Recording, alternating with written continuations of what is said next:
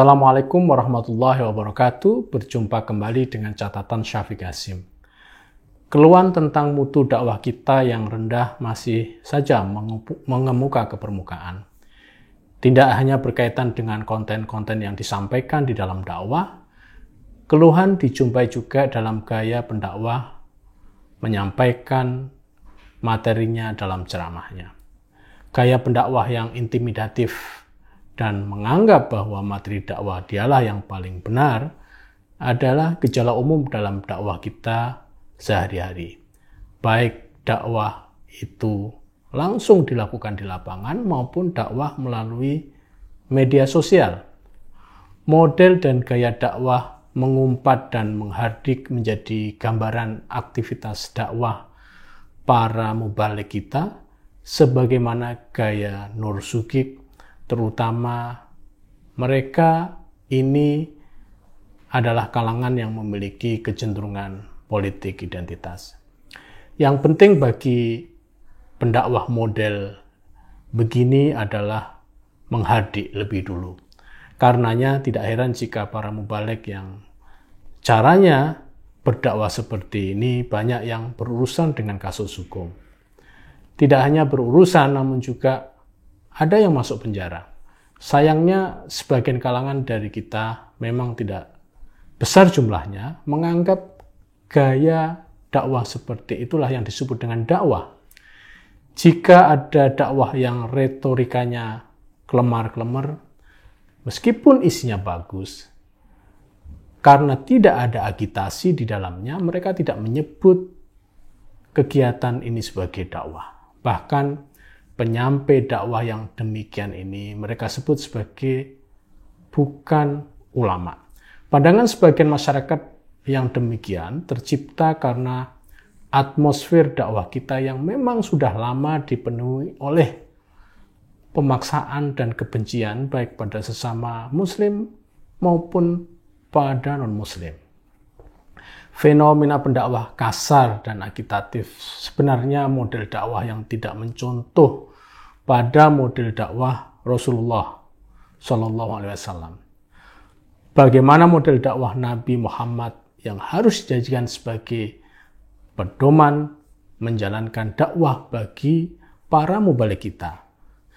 Muhammad Sayyid Tontowi, mantan Imam Besar Al-Azhar dan Mufti Darul Ifta Mesir, dalam sebuah catatan kecilnya yang berjudul La Ikraha Fid Din, memberikan gambaran di mana pemaksaan agama dan keyakinan itu memang terjadi di dalam proses dakwah kita sehari-hari.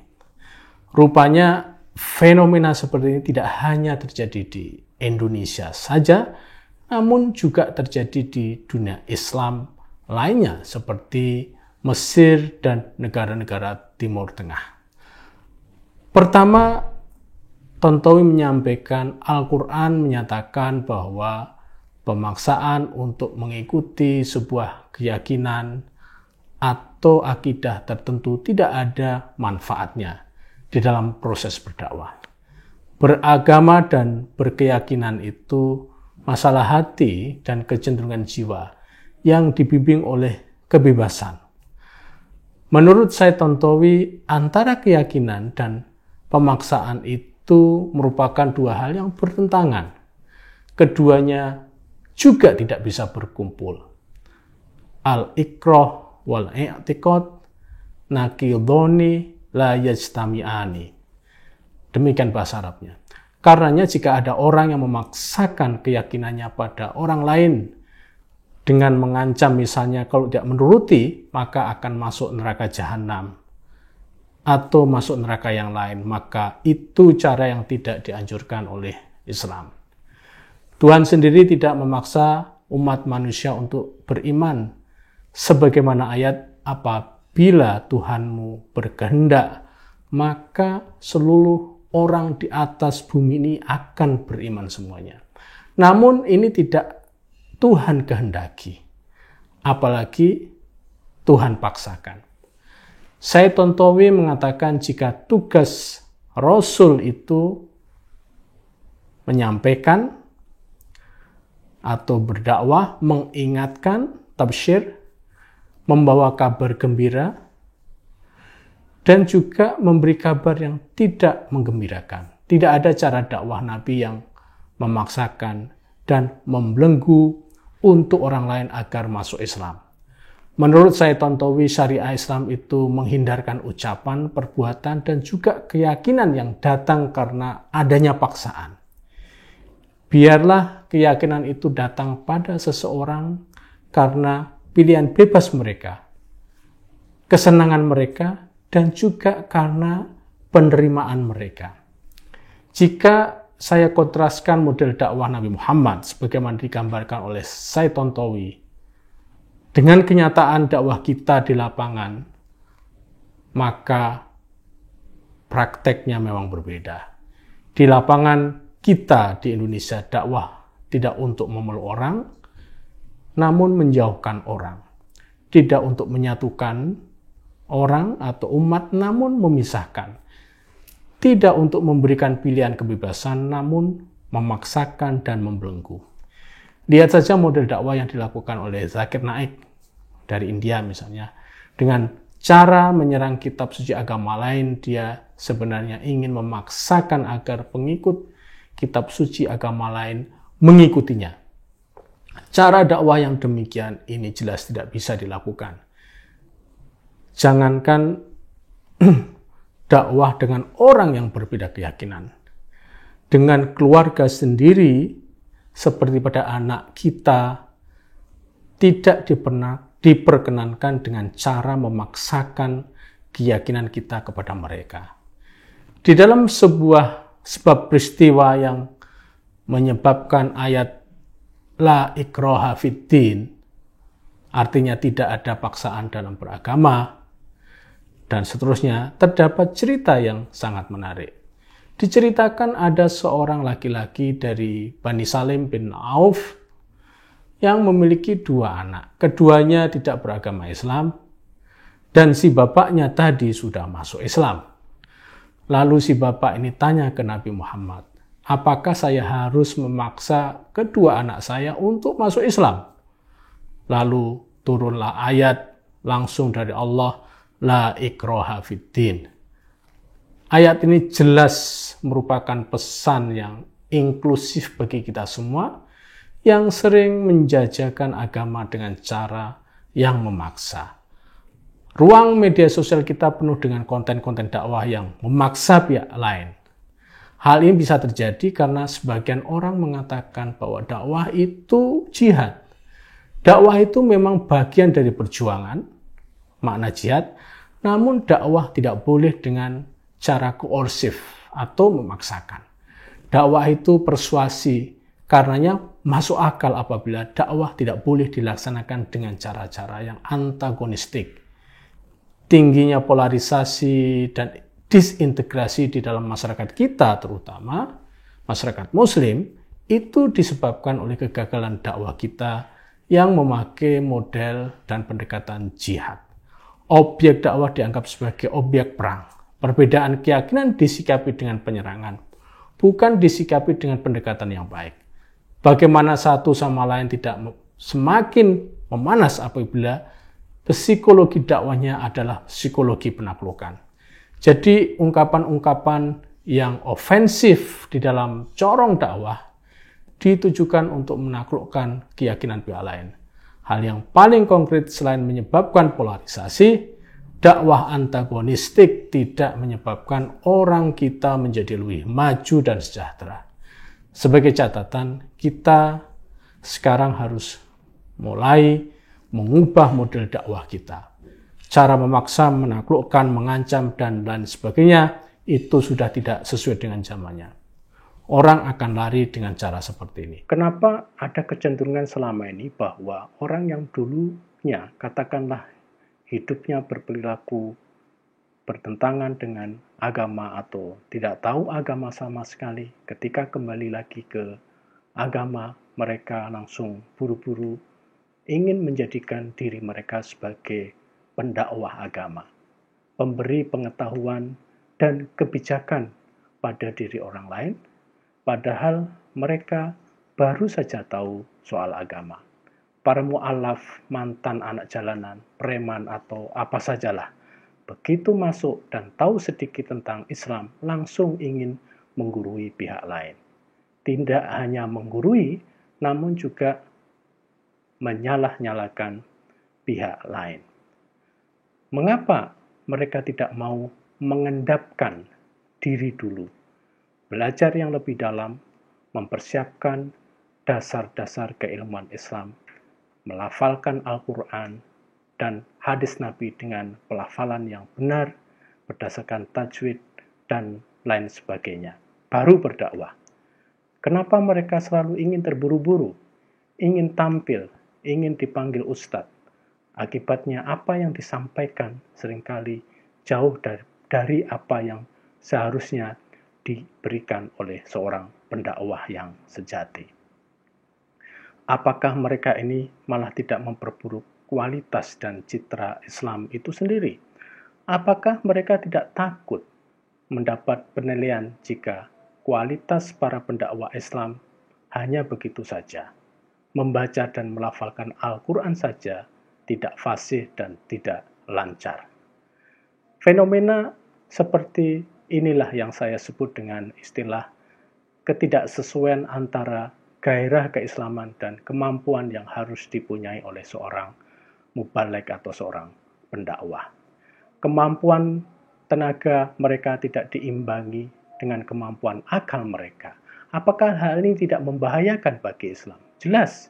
Saya berpendapat fenomena para pendakwah yang model beginian lebih mengakibatkan dampak negatif daripada dampak positifnya terhadap citra Islam itu sendiri. Di dalam Al-Quran, berdakwah itu dilakukan sebagian di antara kita saja. Umat Islam secara menyeluruh tidak diwajibkan untuk melakukan dakwah. Dalam Al-Quran sudah dijelaskan, misalnya, dan di antara kalian hendaklah ada umat atau komunitas Islam yang menyerukan kepada kebaikan, memerintahkan hal yang ma'ruf, dan mencegah keburukan, dan mereka itulah orang-orang yang beruntung. Al-Imran 104. Ada beberapa hal penting yang perlu ditekankan di dalam ayat ini. Pertama, dakwah itu tidak merupakan kewajiban semua orang. Karena tidak kewajiban semua orang, maka ada hal-hal yang perlu dimiliki oleh seorang pendakwah. Kedua, pendakwah itu menyuruhkan hal-hal baik. Al-khair. Definisi al-khair ini luas sekali. Sebagian jenis kebaikan dituturkan di dalam Al-Quran dan hadis Nabi, dan sebagian besar kebaikan lainnya tidak dituturkan di dalam Al-Quran dan hadis Nabi. Jadi, jika ada mubaligh sedikit-sedikit menilai kebaikan yang dilakukan oleh seseorang itu sebagai bid'ah karena tidak ada di dalam Al-Quran dan Sunnah Nabi, maka mubaligh yang demikian ini biasanya memang demikian halnya. Ilmunya memang sampai di situ saja. Ketiga, pendakwah harus memerintahkan kepada hal yang ma'ruf. Istilah ma'ruf ini satu akar kata dengan urfun atau kebiasaan. Namun, biasanya orang menafsirkan kata ma'ruf sebagai kebalikan dari kata mungkar. Al-ma'ruf itu lebih tepat diterjemahkan sebagai kebaikan yang dikenal oleh banyak orang. Seorang mubaligh harus memiliki kecakapan untuk menyampaikan hal ini.